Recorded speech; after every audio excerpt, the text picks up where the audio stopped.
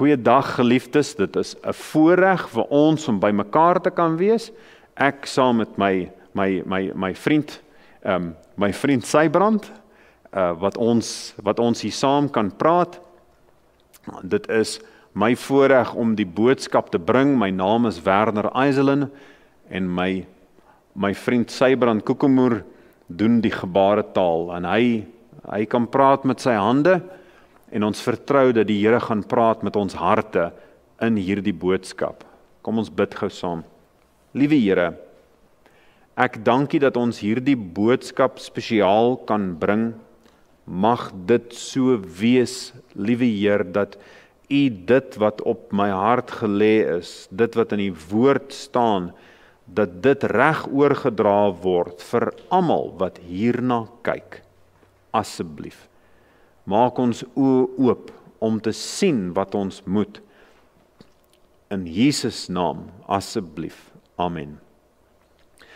Ek wil vandag praat oor die voorkennis en die voorspellings wat bestaan in die Bybel. Waar is daar 'n voorspelling wat gemaak is? Want ons het begin om te praat oor wat is waarheid? Hoe weet ons iets is eintlik waar? Ons het gesê, ons kan nie staat maak op ons eie gedagtes nie. Ek kan nie staat maak op die dinge wat vreeslik blink lyk. Dit beteken nie, dis waar nie. Ek kan nie staat maak op gevoelens of gedagtes, maar ek kan staat maak op die Bybel. En ons het gesien oor baie dinge van wat in die Bybel staan. Hierdie is waar. Die volgende ding van wat ek wil sê, oor hoekom ons kan glo dat die Bybel waar is en ons dit kan vertrou, is want die voorspellings wat daarin gemaak is, het waar geword. En daar is voorkennis in die Bybel. Daar's dinge daarin geskryf wat die mens onmoontlik nie self sou kon uitwerk nie. Ek wil nou gou vertel van 'n voorbeeld van hierdie. In Egipte dan was daar op 'n stadium 'n papirus wat sy naam was hulle dit na 'n Duitser vernoem, sy van was Ebers. En Ebers se papirus het gesê dat jy moet 'n tand van 'n vark vat en jy moet dit opmaal en dan meng jy dit met suiker en dan moet jy dit eet vir slegte spysvertering. Dit gaan jou maag beter laat voel. Kan jy nou dink, suiker in 'n opgemaalde varktand? Hulle het nie net dit gedink nie. Hulle het ook gesê dat as jy 'n padda vat en jy maak hom warm in olie, kan jy dit gebruik vir brandwonde. Nou ek weet nie van julle nie, maar die laaste ding wat ek op 'n brandwond wil sit, as ek seer gekry het, ek soek nie 'n warm padda, 'n warm olierige padda, 'n warm stinkolierige padda op my lyf nie. Glad nie. Maar dis wat hulle gesê het. Hulle het ook gesê dat jy moet die stof vat van 'n granietstandbeeld en jy meng dit met vars melk en dan sit jy dit op kneusplekke. Ek kan nie sien hoe 'n stof van 'n standbeeld gaan help nie, maar dis wat hulle geglo het en dis wat hulle gedoen het. En hulle het dan ook 'n halwe ui gevat en die skuim van bier. En weet julle wat het hulle die vir gebruik? Hulle het 'n halwe ui gevat en die skuim van 'n bier en hulle het gesê dit gaan hulle beskerm teen die dood. Nou as dit nie die waarheid was, dan sou ons al die hospitale kan toemaak. Want wat is nodig? Al wat ons nodig is net is 'n halwe ui en 'n bietjie bier en dan gaan almal gesond wees. Maar dit weet ons is nie die waarheid nie. Nou die Bybel wys vir ons ietsie heeltemal anderster. Dit sê byvoorbeeld in Deuteronomium 23 dat wanneer mense badkamer toe moet gaan buite die laar uit en grawe 'n gat en maak dit toe sodat daar nie siekte sal wees nie. Die Bybel wys dit duidelik uit. In die Ebers papirus dan het hulle soms dit gebruik om aan mense se lyf te smeer of te drink en sulke goed. Dis mal. Maar God sê nee, jy moet sindelik wees. Nie net dan praat dit van sindelikheid nie, dit praat ook van wat moet gebeur met lyke. En dit sê in die Bybel baie duidelik, enige persoon wat raak aan die lyk van 'n mens sal onrein wees en hy moet hom was en al daai sodat siekte nie sal versprei nie. Dis nie net oor gesondheid goed wat die Bybel die waarheid praat nie, dan dit praat ook van sterrekunde.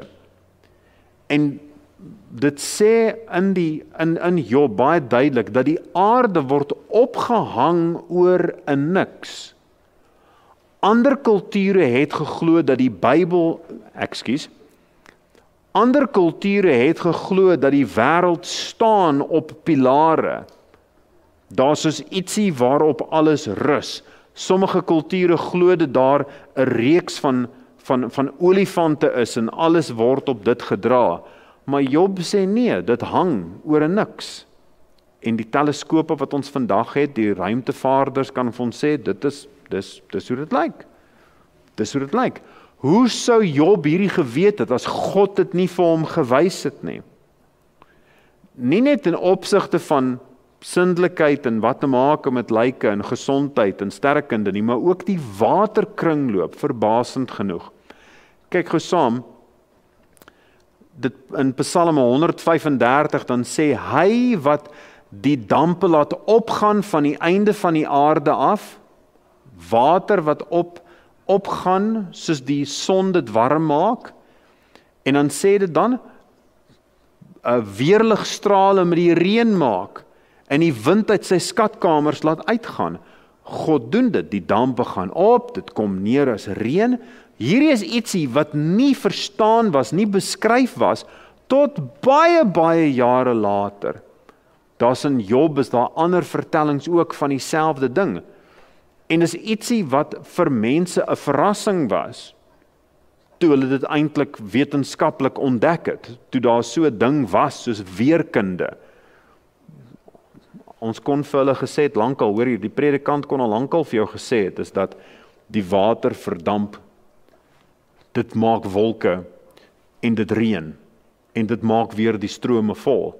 Dis waar water vandaan kom. Dit loop nie, net kom jy af met die rivier en val af aan die rand van die aarde. Nee, die aarde is 'n bal, hy hang in die niks. Daar's 'n waterkringloop wat die heeltyd gaan. Die predikante kon dit gesê het, want die Bybel praat daarvan, jy het nie 'n wetenskaplike nodig om dit vir jou uit te wys nie. Maar meer is dit, daar is verstommende voorspellings wat gemaak word in die Bybel, en nou gaan ek praat spesifiek oor net die lewe van Jesus. Net dit. Die tyd van Jesus se eerste koms is voorspel in die boek Daniël, en ons gaan kom by die boek Daniël op 'n latere stadium. Maar dan kan wat ons gaan sien hoe dit werk, maar Daniël sê wanneer word Jesus gebore. Dit sê nie net wanneer nie, maar ook die plek, Bethlehem, en die wyse waarop hy gebore word, uit 'n maagd, uit 'n vrou wat nog nooit by 'n man was nie, uit haar dan sal 'n kind gebore word, waar? Te Bethlehem. Dit praat ook van die wyse van Christus se dood, dat sy hande deursteek sal word, en dat hy in sy sy gewond gaan word, en dat hy hang tussen misdadigers, dat hy aan 'n paal of aan 'n kruis opgehang sal word. Die Bybel maak hierdie vir ons duidelik. Die Bybel sê ook vir ons van die opstand en die val van 'n nasie soos Babylon. Daar is 'n vertelling oor die opstand en die val van Ninive en van Egipte, dan is dit dieselfde. En ek gaan gou hierso kyk. Esegiel 29:15 sê, en dit praat oor Egipte, hy sal geringer wees, minder wees as die ander koninkryke, en hom nie meer bo die ander nasies verhef, so optel nie. ek sal hulle klein maak, sodat hulle nie heers oor die nasies nie. En dit het presies so gebeur van Egipte. Egipte is nie 'n nasie wat in die wêreld sake domineer nie. Hulle het eintlik van die aardbol verdwyn op 'n manier. Dis nie net oor dit wat gesê word nie, hoor hierdie voorspelling wat gemaak word. En ek gaan hier 'n baie spesifieke voorspelling gaan ek gee. Jesus sê in Jesaja, deur die profeet, sê God vir ons, dink hieraan en wees beslis. Neem dit ter harte, o afvalliges. Hy praat met die afvalliges, want hulle wou nie meer luister nie, en hy sê, hoor hier, ek kan die toekoms voorspel, en hy sê, dink aan die dinge wat tevore was, van ouds af dat ek God is, dat daar geen ander is nie. Ek is God, daar is niemand soos ek nie, wat van die begin af verkondig die einde, en van die voortyd af wat nog nie gebeur het nie. Die mens kan nie dit doen nie, maar God kan. Ons volgende skrifgedeelte oor hierdie, kyk na hierdie amper onmoontlike profesie wat gemaak word. In Esegiel 26 sê die Here, kyk, ek het dit teen jou, o Tyrus. Ek laat baie nasies teen jou optrek, soos die see sy golwe laat optrek. So hier is 'n belofte, God gaan baie nasies vir Tyrus laat aanval. Baie verskillende nasies gaan kom. Soos die golwe kom, gaan daai nasies kom. En dan sê dit verder, nie net gaan dit baie nasies wees nie, dit sê hulle gaan die mure van Tyrus verwoes. Hulle gaan sy torings afbreek. Ek sal sy puin van hom af wegvee en hom 'n kaal rots maak. Die puin, met ander woorde, die stof, as hy klaar afgebreek is, al die stof en klein klippertjies word net weggevee. So, dis baie spesifiek. En dan sê dit, hy sal binne in die see 'n droogmaakplek van nette wees, want ek het dit gesê, spreek die Here, hy sal 'n buit vir die nasies wees. Ek wys weer hierdie uit, dit praat in die meervoud, dat daar baie nasies is wat gaan aanval. So, die laaste stukkie van Esegiel 26, dan sê dit, ek laat Nebukadresar, die koning van Babel, van die noorde af teen Tyrus kom. So ons het nou al klaar, daar gaan baie nasies wees, hulle gaan die mure afbreek, hulle gaan die stof van daai stad gaan hulle afvee, daar gaan mense wees wat hulle nette droog maak op dit. Nebukadnesar doen die eerste aanval, dis baie spesifiek. En ons laaste teksgedeelte, dit sê, jou sal ek tot 'n voorwerp van verskrikking maak, jy sal daar nie wees nie, jy sal gesoek word, maar vir ewig nie meer gevind word nie, spreek die Here, Here. So, hier is die storie. Daar was op 'n stadium 'n dorp met die naam van Tyrus. Maar hierdie stad hy's in Sirië, dit wat nou Sirië is, en hy het op die kuslyn gelê, en toe het Nebukadnesar 'n aanval geloods vanaf die noorde, en hy het die hele stad vernietig. Maar hulle het hom weer opgebou.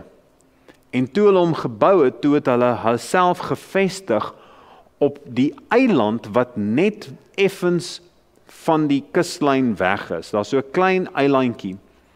En hulle bou toe die stad daar met groter mure en met hoë torings. Want hulle was ryk. Hulle het goed gedoen wat handel betref, baie geld gehad. En hulle bou 'n mooi stad, en toe wat hulle ook gedoen het, is dat om die eiland het hulle sulke pale ingeplant, sodat as jy daar wou inkom, moes jy weet waar die pale is, jy weet in watter seestraat, as ek dit so kan sê, watse roete jy moet volg tussen die pale, om by die hawe uit te kom. As jy nie geweet het hoe dit werk nie, dan sal jy daar ingeseil kom, en daai paal sal 'n gat in jou boot maak. So, dis moeilik om hulle aan te val. En Nebukadnesar het toe vir die stad gelos, en daar's 'n ander nasie wat opgestaan het na Nebukadnesar, en dit was die Grieke. Die Grieke was eerste was dit Nebukadnesar met Babylon, en toe was dit die Meders en die Perse onder Darius en Kores, en toe jare later, toe is dit Alexander die Grote met die Grieke, en hy het toe 'n aanval geloods 300 jaar voor Jesus geboorte teen hierdie eilandstad. En toe hulle ingekom het, toe sê hulle, okay, ons het 'n probleem, ons kan nie regtig lekker by hierdie plek uitkom nie. Want hierdie pale wat in die see is 'n probleem. Hoe gaan ons ingeseil kom? Ons het nie 'n loods wat ons hier kan inhelp nie. En wat gebeur is, dus jy kan sien met daai streepie, daar is 'n seestraat wat hy gebou het vir homself. En hier is 'n kunstenaarsvoorstelling van wat gebeur het. Alexander die Grote het gesê, goed, gebruik al die ou bourommel van die vorige stad van Tyrus en gooi dit vir my in die see, dat ons deur hierdie see kan loop. Ons kan nie inkom met ons skepe nie, maar ons kan inkom op hierdie manier. En toe het hulle stukkie vir stukkie, toe het hulle die grond en die klippe en al daai het hulle gegooi. Maar toe was dit baie grof met al hierdie rotse, en toe vat hulle die grond, hulle vat die stof, die puin van die ou stad, en hulle vee dit hier oor hierdie seestraat, sodat hulle eintlik by die eiland kan uitkom. En so was Tyrus by uitgekom, en nou lyk dit soos daai, hierdie is 'n lugfoto van die ou stad van Tyrus, en al die sand wat al uitgepak was om by dit uit te kom. Hierdie foto is baie jare later geneem uit die aard van die saak. Dit het aanvanklik nie heeltemal so gelyk nie, maar die see het maar 'n strand gaan vorm aan weerskante van dit wat Alexander gemaak het. So, die les wat ons kry uit hierdie is duidelik. Die voorspelling het waar geword, want daar is baie nasies wat aangeval het. Dit het begin met Nebukadnesar, hier om en by die jaar 600 voor Christus, 300 jaar later, toe kom Alexander in, en hy val dit aan. Hulle toe probeer om iets hier weer te bou, en dit was weer aangeval deur die Ptolemeërs, deur die Arabiere, deur die kruisvaarders, deur die moslems, al die pad tot in 1291. En die Hastings Woordeboek dis die Woordeboek van die Bybel wat geskryf is in die 1900s, het gesê dat Tyrus is 'n stilstaande dorp in 'n stilstaande Turkye. Die Bybel is waar. Geliefdes, ek wil hierdie boek by u aanbeveel, dat u hierdie boek moet neem en hierdie boek moet lees, want hierdie boek het waarhede wat vir u is, vir u, vandag. Neem hom en lees. Dit is die lig vir ons, 'n lamp vir ons voete en 'n lig vir ons pad. Kom ons bid saam. Magtige God, dankie dat u vir ons u woord gee. Dankie, liewe Heer, dat ons kan staat maak op u. Dankie dat ons kan sien dat die Bybel moet waar wees, want al die voorspellings het waar geword. Ek bid, liewe Heer, vir u seën op my broers en susters wat hierna kyk. Mag hulle geseënd word en mag U verheerlik word soos hulle U glo. In Jesus naam. Amen.